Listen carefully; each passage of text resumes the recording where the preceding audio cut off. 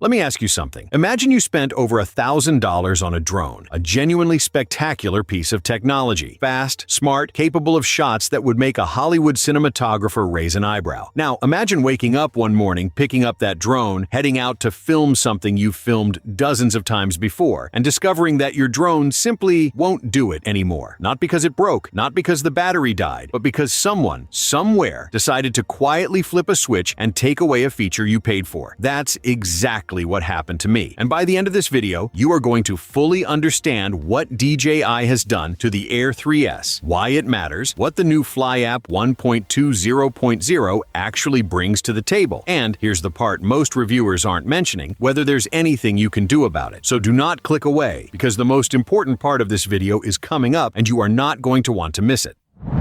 The Fly App 1.20.0 Breakdown. Alright, let's dig into the actual app update. I went through every single menu, every toggle, every setting, and here's my honest assessment. The changes are subtle. There are no sweeping new features, no redesigned interface, no jaw-dropping additions for existing drone users. But there is one genuinely welcome quality of life improvement that I want to highlight, because it's something iOS users have been quietly envious of for a long time. Previously, when a new version of the DJI Fly app dropped, Android users would get a pop-up notification right in the middle of their screen telling them an update was available. One tap and you're taken directly to the Play Store. Done. iPhone users, on the other hand, had to manually check for updates, opening the App Store, searching, hoping you remember to check before a flight. Annoying? Absolutely. Small problem? Sure. But it's the kind of friction that accumulates over time. With version 1.20.0, iOS users now get that same pop-up update notification. Tap it, go straight to the App Store, update, and you're flying the latest version in minutes. It's a small change, but it brings iPhone users in line with Android. And honestly, it's the kind of polish that separates a good app from a great one. Beyond that, the interface itself appears largely unchanged. There are no new shooting modes for existing drone owners, no reorganized menu structures that I could identify, and no new performance or safety settings worth flagging. It feels more like a maintenance update with Avatar 360 support layered on top, which is perfectly fine. But let's be transparent about that.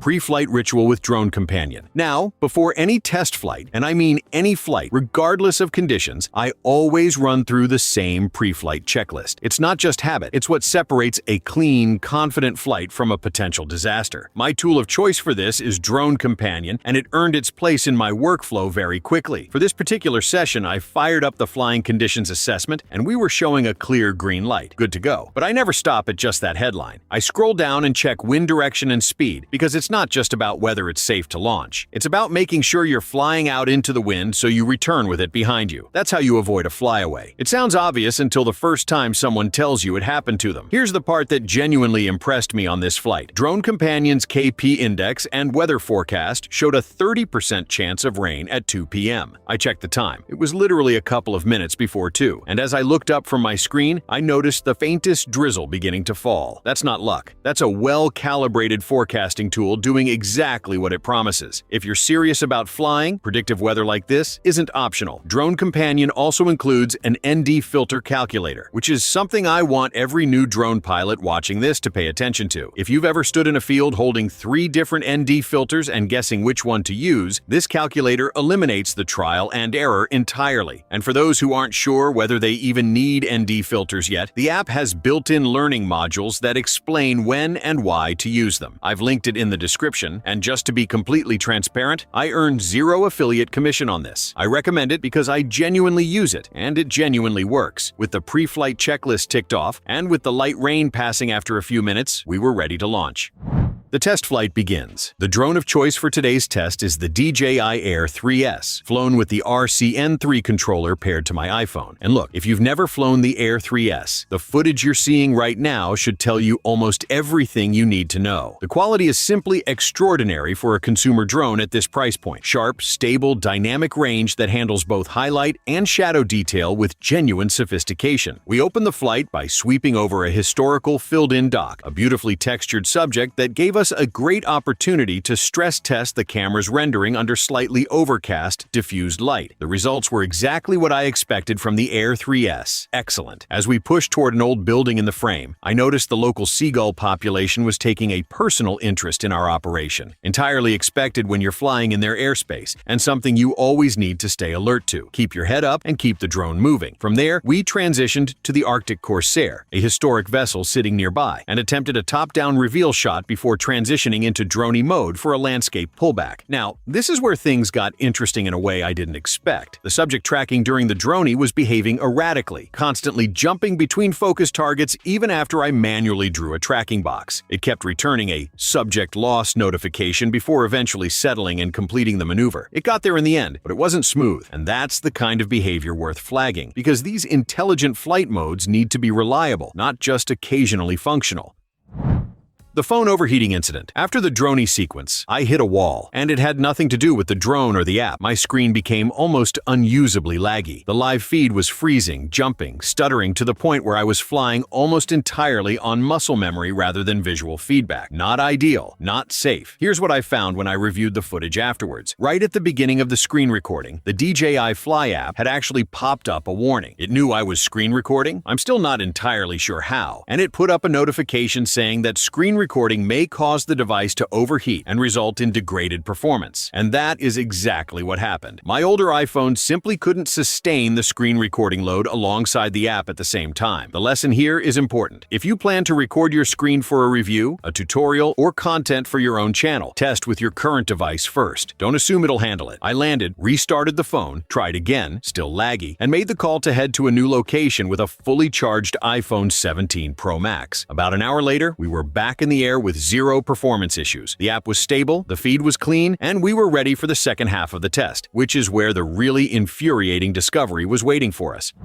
Active track restrictions. Alright, this is the part of the video I genuinely wish I didn't have to make, but you need to know about this, especially if you use your Air 3S for anything beyond basic landscape photography. During the second location test, everything was running perfectly. Point of interest, working flawlessly. Spotlight mode, locked on like a magnet. Smooth, confident, exactly as it should be. And then I tried to use active track on a moving car at distance. The moment I attempted to lock on, the app threw up an error message I'd never seen before. Due to new regulatory requirements, active track cannot be engaged unless the subject is within 50 meters of the aircraft. 50 meters. Let that sink in for a second. For those who don't know, active track is the feature that allows the drone to autonomously follow a moving subject, a person, a vehicle, a cyclist, while keeping it in frame. It's one of the defining capabilities that makes intelligent drones like the Air 3S so compelling for creative filmmakers. I personally use it for vehicle footage on my other channel, pulling alongside a car, tracking it from above at a meaningful distance, capturing those wide cinematic chase shots that simply aren't possible any other way. And now, under these new regulations, that's restricted to a 50-meter envelope. Try to engage it beyond that, the drone refuses. This isn't a software bug. It's not a glitch. It's a deliberate enforcement mechanism baked into the firmware. And coupling that with the Air 3S's reduced top speed under the same regulatory framework, this drone genuinely isn't the same machine it was when it launched. It hasn't changed physically, but what it can do has been curtailed, and that affects anyone who bought it specifically for its intelligent tracking and performance capabilities. I'll be exploring potential workarounds in an upcoming video, so make sure you're subscribed, because if there's a legitimate solution available, we're going to find it.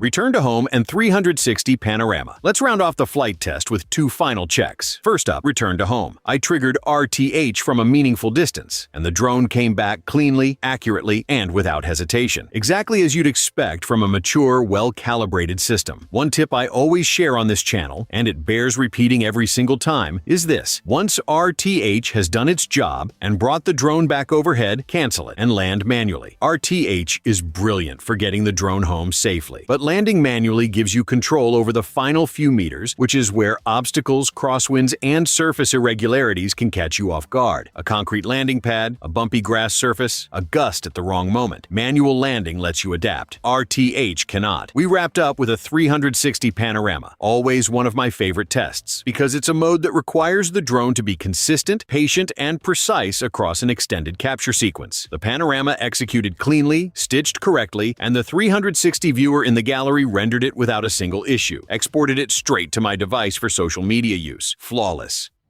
Final verdict. So, where does that leave us? DJI Fly App 1.2 0.0 is a stable, functional update. The new iOS update notification is genuinely useful. The Avatar 360 integration opens up an entirely new category of immersive flying for those who want it. And across every core feature I tested, spotlight, point of interest, return to home, panorama modes, the app performed reliably. But the story of this update isn't really about the app. It's about what's happening underneath it. The active track restrictions, the speed limitations, the altitude caps for mini-series drones. These changes are being delivered silently through firmware and app updates, and most users aren't even aware they've lost capabilities they paid for. That's worth talking about. That's worth pushing back on. And I will be digging deeper into this in the next video. If this video gave you something useful today, whether that's the app breakdown, the flight test insights, or just the warning about Active Track, hit the like button. It genuinely helps this channel more than you might think. Subscribe if you want to catch the follow-up, because trust me, that one is going to be a conversation. And drop a comment below. Has the Active Track restriction hit you yet? I want to know how many of you are feeling this. Until next time, fly smart, fly safe, and I'll see you in the next one.